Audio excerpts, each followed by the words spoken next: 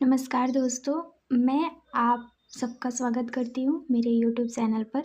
इस चैनल पर हम सीटेट की हिंदी भाषा को बिल्कुल आसान भाषा में पढ़ेंगे सचिन नोट से। तो ताकि जो बच्चे हिंदी में डरते हैं और उनका डर खत्म हो जाए, मैं हर टॉपिक के साथ एग्ज़ाम में आने वाले एमसीक्यू भी कराऊंगी। जैसा कि आपको पता है 7 और 8 तारीख को हम लोगों का यानी कि सीटेट का एग्ज़ाम है। तो अगर आप सीटेट पेपर 1 और या पेपर 2 की तैयारी कर रहे हैं तो ये चैनल आपके लिए बहुत ही काम का होगा। तो चलिए अब हम स्टार्ट करते हैं। हिंदी भाषा यानी हिंदी भाषा क्या है? भाषा हिंदी। हिंदी भारत की राजभाषा है, ना कि राष्ट्रभाषा। तो हमें याद रखना है कि हिंदी भारत की क्या है? राजभाषा है, ना कि राष्ट्रभाषा। संविधान की 8वें अनुसूची में 22 भाषाएं शामिल हैं, असमिया और बांग्ला, गुजराती, हिंदी, कन्नड़, कश्मीरी, कोंकणी, मलयालम, मणिपुरी, मराठी, नेपाली, उड़ीसा, पंजाबी, संस्कृत, सिंधी, तमिल, तेलुगु, उर्दू, बोडो, सांथली, मैथिली और डोगरी। भारतीय संविधान के अनुसार इंग्लिश लैंग्वेज एक सहयोगी प्रशासनिक भाषा है। क्या है? तो ये इंग्लिश वाली जो लैंग्वेज है वो सहयोगी प्रशासनिक भाषा है और इसे हम सेकेंडरी लैंग्वेज कहते हैं। शास्त्रीय भाषाएं कितनी हैं? तो तमिल, संस्कृत, कन्नड़, तेलुगु, मलयालम, उड़िया। ठीक है। और आरटीई मातृभाषा के माध्यम से अधिगम की अनुशंसा क्लास 8 तक के लिए करता है। नेक्स्ट पॉइंट है हमारा भाषा की अवधारणा यानी भाषा शिक्षा की अवधारणा क्या है? तो चुनौतीपूर्ण अवधि की परिकल्पना करना, बोधगम्य निवेश और सकारात्मक पुनर्बलन। भाषा अधिगम की क्या अर्जन होती है? यानी कि भाषा अधिगम एवं अर्जन। भाषा अर्जन यानी भाषा अर्जन एक ऐसी प्रक्रिया है जिसके अंतर्गत बच्चा अपने आसपास के वातावरण परिवार में रहकर भाषा को सीखता है। वह दूसरों का अनुकरण करके भाषा को सीखता है। यह एक प्राकृतिक प्रक्रिया है, इसके लिए कोई औपचारिक साधन की आवश्यकता नहीं पड़ती। यह एक प्रकार का मातृभाषा या क्षेत्रीय भाषा है। अगर आपको बात करें हम भाषा के बारे में, तो भाषा किसे कहते हैं? भाषा क्या है? तो भाषा वह माध्यम होता है जिससे हम अपने विचार दूसरों तक पहुंचाते हैं, है ना, चाहे वो विचार अच्छे हो या बुरे हो। जैसा हम घर में बात करते हैं वही भाषा है। सीटेट में सीधा प्रश्न यहीं से आते हैं। और भाषा मुख्य कार्य क्या है, भाषा क्या होता है? तो नेक्स्ट पॉइंट हम चलते हैं। भाषा अर्जन से संबंधित महत्वपूर्ण बिंदु क्या है? भाषा अर्जन की प्रक्रिया सहज और स्वाभाविक होती है, इसमें किसी व्याकरण की आवश्यकता नहीं होती। भाषा अर्जन में सर्वाधिक महत्व परिवार एवं समाज का होता है। भाषा का अधिगम यानी कि भाषा अधिगम क्या होता है? भाषा अधिगम यानी कि अधिगम का तात्पर्य है होता है कि सीखना। यानी कि अधिगम का क्या मतलब होता है? अधिगम का मतलब होता है सीखना। किसी भी प्रकार के अधिगम की प्रक्रिया जीवन भर चलती रहती है जिसमें औपचारिक साधनों का प्रयोग किया जाता है। भाषा अधिगम में नियम और व्याकरण का प्रयोग किया जाता है। इसे द्वितीय भाषा के नाम से जानते हैं। भाषा अधिगम संबंधित कुछ तथ्य हैं, जैसे इसमें भाषा के नियम सीखे जाते हैं। भाषा अधिगम औपचारिक विकास के द्वारा किया जाता है और भाषा अधिगम विद्यालय में प्रारंभ होता है और भाषा अधिगम में बच्चों को प्रयास करना पड़ता है। इसमें व्याकरण की आवश्यकता होती है और भाषा अधिगम में शिक्षक विद्यालय पाठ्यक्रम, पाठ्यपुस्तकें, शिक्षण पद्धतियों आदि की भूमिका रहती है ना। और अधिगम के प्रकार क्या होते हैं? तो अधिगम के प्रकार क्रियात्मक अधिगम यानी क्रियात्मक अधिगम में सीखने की क्रियाओं के स्वरूप और क्रियाओं की गति पर ध्यान दिया जाता है। शाब्दिक या वाचित अधिगम, शाब्दिक या वाचित अधिगम या सीखने के संकेतों, क्षेत्रों यानी शब्दों, अंकों आदि के माध्यम से सीखना होता है। विचारात्मक अधिगम क्या होता है? विचारात्मक अधिगम में व्यक्ति समाज में दैनिक जीवन अनुभवों को देखकर या सुनकर अपने विचार को सीखता है। नेक्स्ट पॉइंट है भाषा अधिगम एवं अर्जन के संदर्भ में विद्वानों के विचार। यानी वाइगोस्की के अनुसार बच्चों की भाषा समाज के साथ संपर्क का ही परिणाम है। यानी वाइगोस्की कहते हैं कि जो बच्चों की भाषा है वो समाज के साथ संपर्क का परिणाम है। और पियाजे कहते हैं, यानी पियाजे के अनुसार भाषा अन्य संज्ञानात्मक तंत्रों की भांति परिवेश के साथ अंतःक्रिया के माध्यम से ही विकसित होती है। चोम्स्की के अनुसार भाषा अर्जन की क्षमता बालकों में जन्मजात होती है और वह भाषा की व्यवस्था को पहचानने की शक्ति के साथ पैदा होता है। यानी कि भाषा एक ऐसा अवधारणा है चोम्स्की के अनुसार कि जब बच्चे का जन्म होता है बच्चा भाषा की व्यवस्था को पहचानने की शक्ति के साथ पैदा होता है कि भैया ये भाषा है। और वो भाषा किसी भी लैंग्वेज में हो सकती है भाई, वो चाहे तमिल में हो, केरला में हो, आंध्र प्रदेश की और उड़ीसा की, ये सभी कोई भी भाषा हो, ऑल इंडिया ऑल इंटरनेशनल। अगर आप विदेश की भाषा भी बोल दो तो वो भी एक प्रकार की भाषा होती है। वहाँ पे भी बच्चे होते हैं, वहाँ पे भी बच्चे पढ़ते हैं। तो उस हिसाब से बच्चों को जो शिक्षा दी जाती है वो भाषा के अवधारणाओं के अंदर दी जाती है। बच्चा कोई भी भाषा जो उसका लोकल लैंग्वेज होगा और जो उसको शिक्षा के आधार पे पढ़ाया जाता है वो लैंग्वेज, दोनों लैंग्वेज को कंबाइन करके वो अपने आप को सीखता है और प्रगति करता है। भाषा शिक्षण के सिद्धांत क्या होते हैं? तो अनुबंध के सिद्धांत या सहचर्य का सिद्धांत, यानी शैशवावस्था में बच्चे की किसी शब्द की पहचान किसी वस्तु या व्यक्ति से उस शब्द का सहचर्य संबंध है स्थापित करके सीखते हैं। अर्थात शैशवावस्था में सीखने की प्रक्रिया मूर्त होती है। जैसे पानी कहने के साथ साथ जब बच्चे को पानी दिया जाता है तो वह बच्चा धीरे धीरे पानी शब्द या पानी वस्तु के बीच संबंध स्थापित करके उसे समझने लगता है। नेक्स्ट पॉइंट है अनुकरण का सिद्धांत, यानी इस सिद्धांत का प्रयोग बालक के आरंभिक शिक्षा से प्रभावी होता है। इसके अंतर्गत बालक अपने परिवार, समाज आदि का अनुकरण कर नकल करके सीखता है। इस तरह के अधिगम में भाषा का गुण, दोष या समाज, परिवार आदि पर निर्भर है। नेक्स्ट पॉइंट है अभिप्रेरणा एवं रुचि का सिद्धांत या पुनर्बलन का सिद्धांत। किसी कार्य की सफलता हमें अभिप्रेरित करती है कि हम और बेहतर कार्य करें, और किसी कार्य की सफलता इस बात पर निर्भर करती है कि हम उस कार्य में कितनी रुचि लेते हैं। अर्थात बालक का शिक्षा के प्रति रुचि और उत्साह उसे देखने के लिए प्रेरित करती है। अतः शिक्षण संबंधित पाठ्य सामग्री, पाठ्य वस्तु आदि का निर्माण व चयन बच्चों की रुचि के अनुसार होने चाहिए। उसे सदैव सिखाते रहने के लिए अभिप्रेरित करने चाहिए।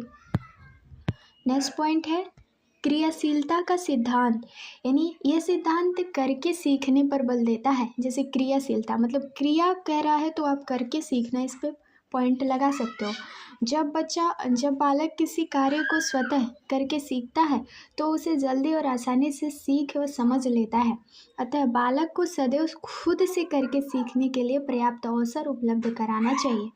अभ्यास का सिद्धांत, यानी किसी भी चीज़ को सीखने के लिए अभ्यास सबसे महत्वपूर्ण होता है, क्योंकि उसी से वह हमारे व्यवहार में आता है और भाषा प्रयोग के अधिक से अधिक अवसर मिलने से बच्चों का भाषा विकास जल्दी हो जाता है। नेक्स्ट पॉइंट है हमारा आवृत्ति का सिद्धांत, यानी आवृत्ति का सिद्धांत क्या होता है? भाषा सीखने में आवृत्ति का बहुत महत्व होता है। सीखी हुई बात को जितना अधिक दोहराया जाएगा वह उतनी ही देर तक याद रहेगी। इसलिए भाषा शिक्षण में पुनरावृत्ति में भी विशेष ध्यान दिए जाने की आवश्यकता होती है। अनुपात और क्रम का सिद्धांत, यानी भाषा कौशल के चारों प्रारूपों श्रवण, वाचन, पाठन एवं लेखन में निपुणता के लिए अभ्यास क्रम में समान अनुपात बनाए रखने पर जोर दिया जाता है। नेक्स्ट पॉइंट है भाषा के कार्य और इसके विकास में बोलने और सुनने की भूमिका, है ना। ये क्या होता है? तो भाषा के कार्य क्या होते हैं? अभिव्यक्ति का साधन, यानी भाषा व्यक्ति को अपनी आवश्यकता, इच्छा, भावनाएं आदि अभिव्यक्त करने में सहायता करती है। समाज संबंधित स्थापित यानी सामाजिक संबंधित स्थापित करने में सहायक यानी सामाजिक संबंध बनाने के लिए हम भाषा का प्रयोग करते हैं। भाषा मानव विकास का मूल आधार है, यानी कि भाषा की शक्ति के माध्यम से ही मनुष्य प्रगति के पथ पर अग्रसर हुआ है। भाषा के अभाव में मनुष्य विचार नहीं कर सकता और विचार के अभाव में वह अपने ज्ञान विज्ञान के क्षेत्र में प्रगति नहीं कर सकता। नेक्स्ट पॉइंट है हमारा ज्ञान की प्राप्ति में सहायक, यानी नए ज्ञान की प्राप्ति के लिए भाषा बहुत ही आवश्यक है। शिक्षा प्राप्ति में सहायक, यानी शिक्षा प्राप्त करने के लिए भाषा की आवश्यकता होती है। नेक्स्ट पॉइंट है भाषा मानव सभ्यता एवं संस्कृति की पहचान। जैसे जैसे मानव समाज ने अपनी भाषा में प्रगति की, वैसे वैसे उसकी सभ्यता व संस्कृति में विकास हुआ। ज्ञान विज्ञान के क्षेत्र में प्रगति हुई और श्रेष्ठ साहित्य का भी सृजन हुआ। नेक्स्ट पॉइंट है हमारा भाषा विकास में सुनने की भूमिका, यानी भाषा विकास में सुनने की भूमिका क्या है। बच्चा अपने परिवार व समाज के लोगों को बोलते हुए सुनता है तथा उसका अनुसरण करता है और बोलने की कोशिश करता है। सुनने के माध्यम से बच्चों में शुद्ध उच्चारण करने की कौशल एवं विकास होता है। सुनने के माध्यम से ही बच्चा बोलने में आने वाली उच्चारण संबंधित अशुद्धियों को दूर करने में सफल होता है। सुनने के माध्यम से ही बालक एक के शब्द भंडार में वृद्धि होती है, जिससे उसकी भाषा विकास में भी वृद्धि होती है। सुनना ध्वनि, यानी कि सुनना ध्वनि के विभेदीकरण का सबसे अच्छा माध्यम है। इसके द्वारा बालक स्वर के उतार चढ़ाव को सीख जाता है। सुनने के माध्यम से बच्चा दूसरों की भावना विचारों को जान पाता है। सुनना अन्य भाषा कौशलों के विकास में बहुत सहायक होता है, जैसे वाचन कौशल, लेखन कौशल के विकास में। नेक्स्ट पॉइंट है हमारा भाषा विकास में बोलने की क्या भूमिका होती है। तो बोलकर हम अपनी भावनाओं तथा विचारों को भी व्यक्त करते हैं। बोलने से ही बच्चा शुद्ध उच्चारण सीखता है। बोलकर ही बच्चा कुशलता भाषा प्रवाह प्राप्त करता है और बातचीत के द्वारा सामाजिक संबंधों का निर्माण होता है। नेक्स्ट पॉइंट है भाषा अधिगम में व्याकरण की भूमिका। तो भाषा अधिगम में व्याकरण की भूमिका क्या होती है। विद्यार्थियों को शुद्ध उच्चारण की शिक्षा प्रदान करना, विद्यार्थियों में भाषा की अशुद्धता को समझने की शक्ति का विकास करना, छात्रों को वाक्य रचना के नियम और विराम चिन्हों पर शुद्ध प्रयोग आदि का ज्ञान कराना। अधिगम में व्याकरण की भूमिका से बच्चों के चारों भाषा कौशल का विकास होता है। भाषा की शुद्ध प्रयोग करने वाले तथा भाषा में दक्षता प्राप्त करने में व्याकरण मुख्य भूमिका निभाती है। विद्यार्थियों को विभिन्न ध्वनि का ज्ञान देना और ये बच्चों में भाषा संबंधित अभिव्यक्ति का विकास करने में भी सहायक होता है और ये छात्र को लेखन शैली में मुहावरे लोकोक्तियों का प्रयोग करने में शिक्षण देकर उसके लेखन कौशल में विकास करने में सहायक होता है। नेक्स्ट पॉइंट है हमारा व्याकरण से छात्रों में विभिन्न नए नए शब्दों की समझ विकसित होती है।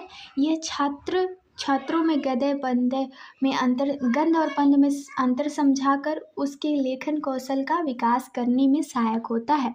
व्याकरण छात्रों के लेखन में संज्ञा, सर्वनाम, विशेषण, क्रिया, प्रत्यय, उत्तर और तत्सम शब्द, तद्भव शब्द आदि के प्रयोग से उसके लेखन कौशल में विकास करने में सहायक होता है। व्याकरण विधि में शुद्ध सुक्ति, लुक्ति यानी लुक्ति, मुहावरे आदि का अर्थ निकालने में योग्य बनाती है। नेक्स्ट पॉइंट है हमारा व्याकरण शिक्षा की विधि। इसमें आगमन विधि है। इस विधि में अनुभव, उदाहरणों तथा प्रयोगों का प्रत्यक्ष अध्ययन करके नियम बनाए जाते हैं और ये शिक्षण पद्धति छात्र केवल पद्धति है जो छात्रों को कर सीखने पर जोर देती है। यह मनोवैज्ञानिक तरीका है और इस विधि में शिक्षण सूत्रों का पालन किया जाता है, जैसे ज्ञात या अज्ञात और सरल से कठिन की ओर, मूर्त से अमूर्त की ओर और स्थूल से सूक्ष्म की ओर और सामान्य से विशिष्ट की ओर होता है उसे आगमन विधि कहते हैं। निगमन विधि किसे कहते हैं? इस पद्धति में विद्यार्थियों को पहले नियमों का ज्ञान दिया जाता है, फिर उन नियमों को उदाहरण देकर समझाया जाता है। इस पद्धति को शिक्षक केंद्रित विधि कहा जाता है। इसमें शिक्षक सभी नियमों को पढ़ाता है और इस विधि में कुछ शिक्षण सूत्रों का पालन किया जाता है, जैसे अज्ञात से अज्ञात की ओर, अमूर्त से मूर्त की ओर, सूक्ष्म से स्थूल की ओर, नियम से उदाहरण की ओर। नेक्स्ट पॉइंट है हमारा अनुकरण विधि, यानी कि इस विधि में बालक अनुकरण करके सीखता है, इसलिए इस विधि को अनुकरण विधि कहा जाता है। इस विधि में बालक अपने शिक्षक का अनुकरण नकल करके लिखना, पढ़ना व नवीन रचना करना सीखता है। इस विधि के अंतर्गत बालक शिक्षक के उच्चारण को सुनकर वाचन करना सीखते हैं। पहले शिक्षक बोलता है, फिर बच्चा उसका अनुसरण करता है। नेक्स्ट पॉइंट है हमारा व्याख्या विधि, यानी व्याख्या विधि में किसी तथ्य विषय की व्याख्या की जाती है। व्याख्यान विधि को शिक्षण की सबसे प्राचीन विधि मानी जाती है और इस विधि में शिक्षक की भूमिका प्रमुख होती है, इसलिए इसे शिक्षक केंद्रित शिक्षण मानी जाती है। भाषा संसर्ग विधि, भाषा संसर्ग विधि क्या होता है? यह एक व्याकरण शिक्षण विधि है। इस विधि में रचना के माध्यम से व्याकरण का ज्ञान दिया जाता है। प्राथमिक कक्षा हेतु विधि काम में ली जाती है। इस विधि के द्वारा छात्रों को अच्छे लेखन की पुस्तकों के माध्यम से व्याकरण का ज्ञान दिया जाता है। नेक्स्ट पॉइंट है कक्ष में बहुभाषिता एवं संसाधन के रूप में, यानी बहुभाषिक कक्षा में विद्यार्थियों के शब्द भंडार में वृद्धि करती है।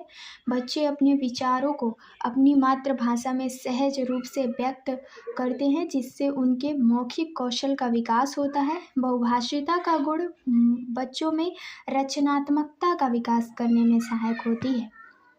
नेक्स्ट पॉइंट है कक्षा में विभिन्न भाषाओं का प्रयोग करना संस्कृति आदान प्रदान का भी माध्यम है।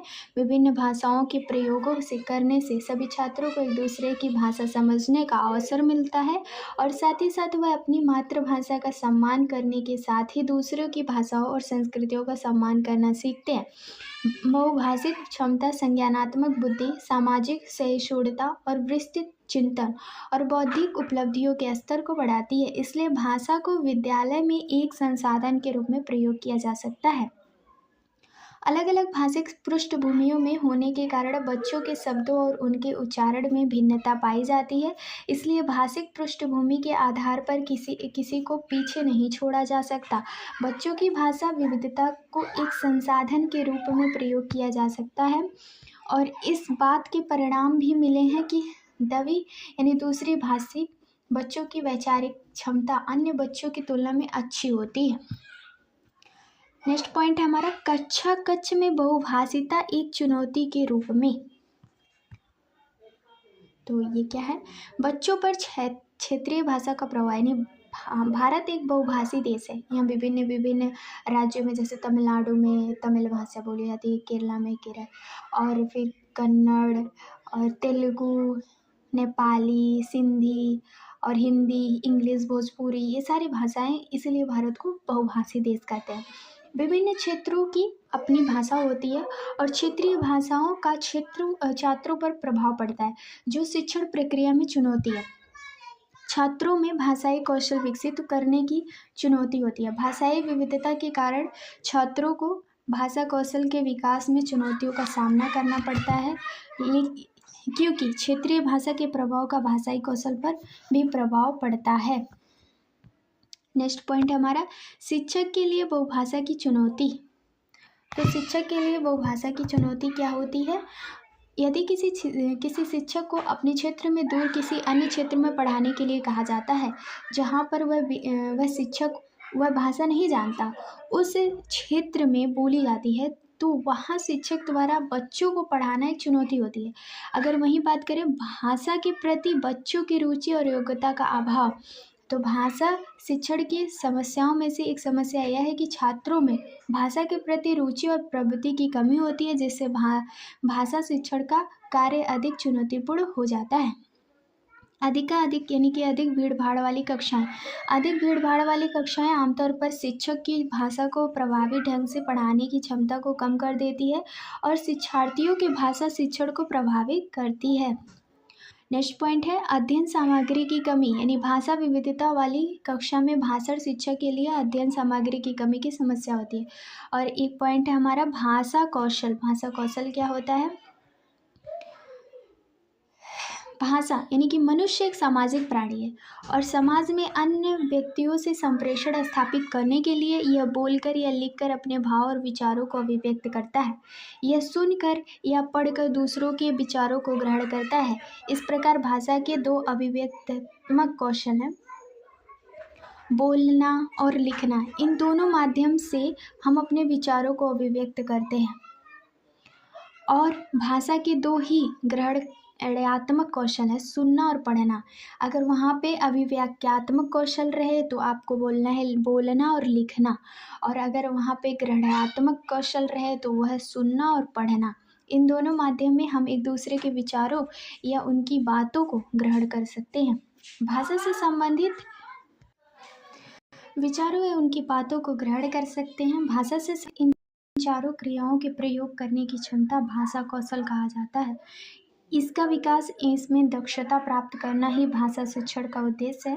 भाषा शिक्षण के लिए आवश्यक चारों कौशल परस्पर एक दूसरे से अंतः संबंधित होते हैं।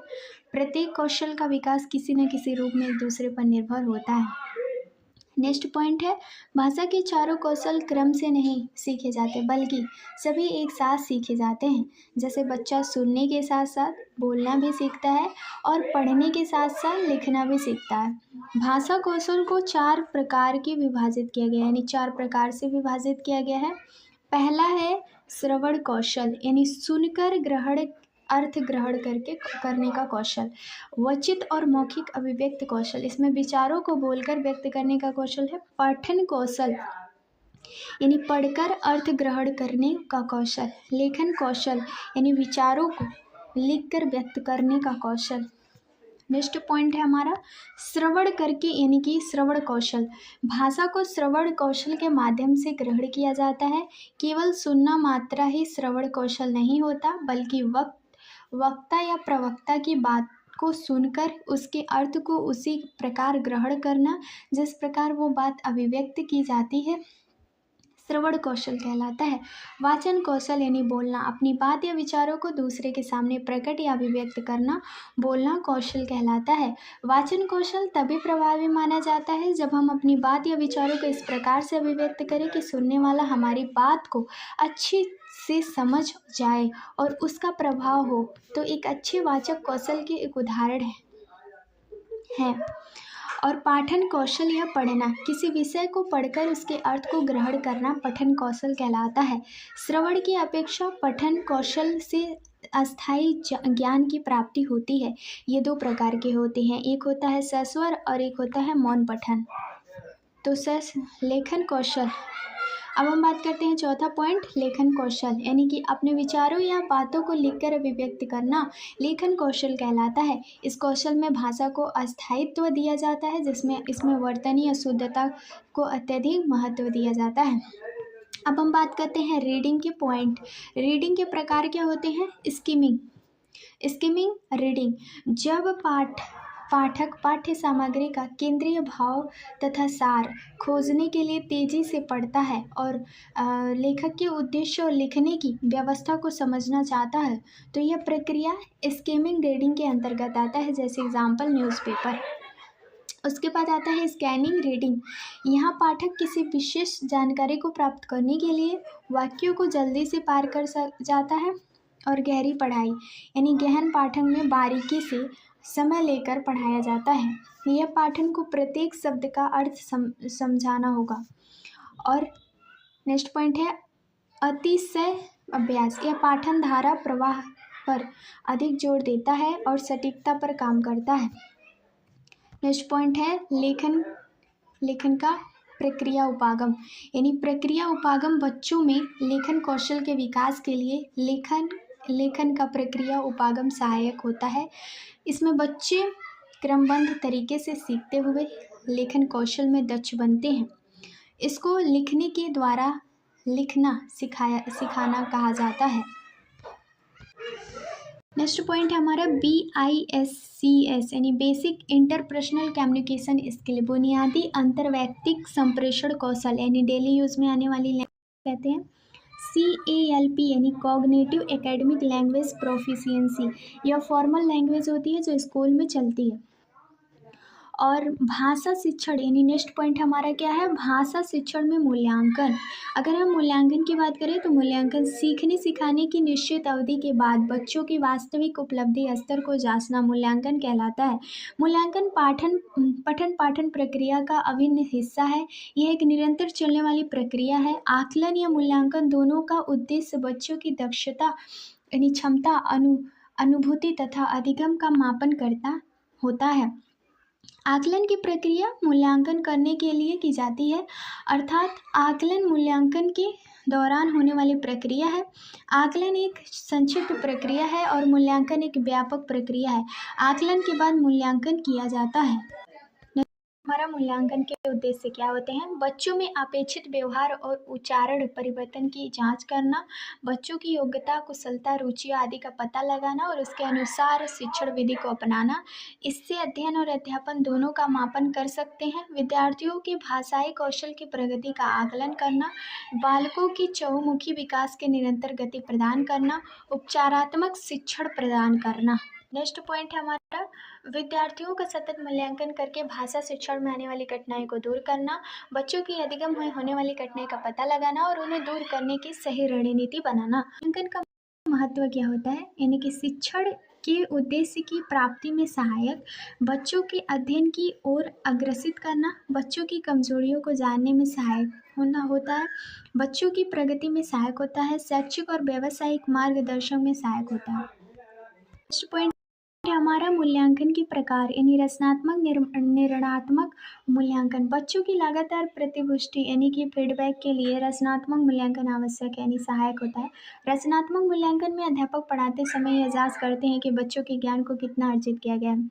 रचनात्मक मूल्यांकन पाठ के बीच में से किया जाता है। निदानात्मक मूल्यांकन बच्चों को अधिगम सीखने के दौरान होने वाली कठिनाइयों का पता लगाने और उस पर कठिनाइयों के कारण का पता लगाना निदानात्मक मूल्यांकन कहलाता है।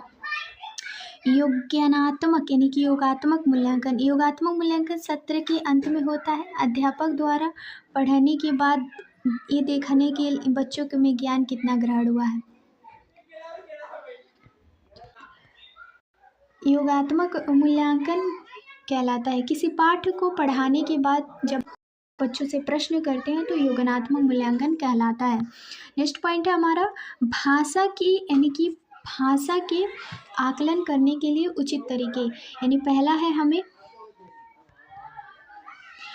बच्चों द्वारा विभिन्न संदर्भों और भाषा उपयोग के अवसर देना, बच्चों से प्रश्न पूछना, पढ़ी गई सामग्री पर उससे प्रतिक्रिया व्यक्त करना, बच्चों से उनके अनुभवों को लिखवाना और सुनी गई कहानी को बच्चों को अपने शब्दों में लिखवाना और बच्चों के भाषा प्रयोग का आकलन करना और बच्चों को चित्र वर्णन प्रश्न पूछना। नेक्स्ट पॉइंट है हमारा पोर्टफोलियो। पोर्टफोलियो क्या होता है, तो पोर्टफोलियो जो होता है, पोर्टफोलियो एक प्रकार की फाइल होती है जिसमें किसी बच्चे के एक निश्चित अवधि में किए गए कामों का संग्रह होता है। और नेक्स्ट पॉइंट है बच्चों की उपलब्धि, प्रगति और कमियों में को भी रखा जाता है। पोर्टफोलियो बच्चों की महत्वपूर्ण जानकारी मिलती है, व्यक्तिगत, पारिवारिक, शैक्षणिक और शैक्षणिक, सांस्कृतिक और सामाजिक जानकारी आदि। बच्चों के पोर्टफोलियो बनने का उद्देश्य होता है कि उसकी सहायता में उसका मूल्यांकन आसान हो जाता है।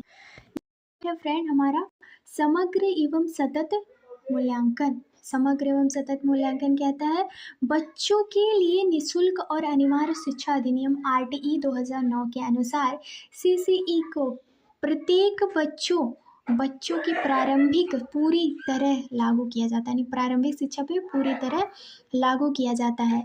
इस यानी CCE में सतत का अर्थ है कि बच्चों को सीखने में मैं कहाँ कमी रह गई, जिसके आधार पर सीखने के सुधार के लिए शिक्षक उचित समय पर आवश्यक कदम उठा सकता है। साथ में यह भी पता लगा सकता है कि बच्चा सीखने में कहाँ कठिनाई का अनुभव कर रहा है। सीसीई के दूसरे घटक समग्र मूल्यांकन का अर्थ बच्चों में स्वगुण प्रगति के बारे में जानकारी प्राप्त करने से है। नेक्स्ट पॉइंट है हमारा परीक्षण, यानी कि परीक्षण के प्रकार। व्यक्तिगत परीक्षण, इस परीक्षण में एक समय है केवल एक ही व्यक्ति का अध्ययन किया जाता है। मानकीकृत, यानी मानकीकृत परीक्षण, ऐसे परीक्षण जो शिक्षा शास्त्रीय, मनोवैज्ञानिकों आदि वैज्ञानिकों की सहायता से किया जाता है और एक बड़े लेवल पर प्रशासनिक किए जाते हैं। आत्मनिष्ठ परीक्षण, ये परीक्षण परीक्षक के व्यक्तिगत निर्णय के आधार पर होते हैं। वस्तुनिष्ठ परीक्षण, यदि एक परीक्षण पर किसी विद्यार्थी को अलग अलग परीक्षक द्वारा एक जैसा अंक प्रदान किए जाएं तो परीक्षण वस्तुनिष्ठ कहलाता है। नेक्स्ट पॉइंट हमारा निपुणता, यानी कि निपुणता परीक्षण। इस परीक्षण के द्वारा किसी विशिष्ट काम के संबंध में बच्चों की उपलब्धियों का मापन किया जाता है। नेक्स्ट पॉइंट है हमारा उपचारात्मक शिक्षण, यानी उपचारात्मक शिक्षण क्या होता है। उपचारात्मक शिक्षण निदानात्मक परीक्षण के बाद आता है, क्योंकि नैदानिक परीक्षण के द्वारा पहले छात्रों की अधिगम में होने वाली कठिनाई की जानकारी प्राप्त की जाती है और उसके बाद उपचारात्मक शिक्षक के द्वारा उन्हें दूर करने का प्रयास किया जाता है। नेक्स्ट पॉइंट है हमारा उपचारात्मक शिक्षण का महत्व है। बच्चों के सीखने के दौरान आने वाली कठिनाइयों को दूर करने का प्रयत्न किया जाता है। बच्चों के, यानी बालक की क्षमता को सही दिशा में मोड़ने का सहायता मिलती है। और नेक्स्ट पॉइंट है बच्चों की व्यक्तित्व संबंधी समस्या का निराकरण होता है। और उपचारात्मक शिक्षण में बच्चों की आत्मविश्वास में वृद्धि होती है। छात्रों द्वारा की जाने वाली त्रुटियों में सुधार के साथ साथ भविष्य में होने वाली त्रुटियों में बचाव होता है। और शिक्षण रोचक, उद्देश्य पूर्ण वह प्रभावशाली बनने में सहायता मिलती है। Thank you for watching this video friends. Next point में हम गद्यांश के बारे में देखेंगे कि हमारा जो गद्यांश है उसके बारे में देखेंगे, ठीक है। और गद्यांश का हम पूरा डिटेल देखेंगे और फिर हम एग्जाम में उसको अच्छे से करेंगे। Thank you very much.